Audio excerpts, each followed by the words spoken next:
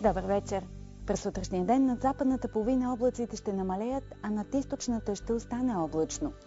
На места там ще вали дъжд, в североизточните части слаб сняг. В сутрешните часове в повечето места ще е около нулата. По Черноморието ще бъде все още ветровито. В най-топлата част от деня температурите ще са между 2 и 7 градуса, в югозападните части до 10-12. Над планините ще има разкъсана облачност, по-значителна над източните масиви. Вятърът ще е доумерен и ще бъде почти без валежи. На 1200 метра ще е 5 градуса, а на 2000 минус 1.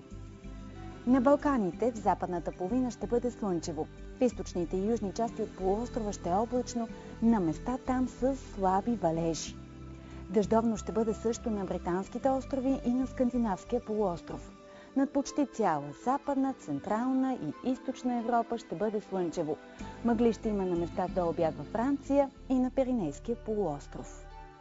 У нас в сряда и четвъртък над по-голямата част от страната ще бъде облачно. На отделни места в южната половина ще има и слаби валежи от дъжд. В петък облаците ще са по-малко, а температурите още малко ще се повишат.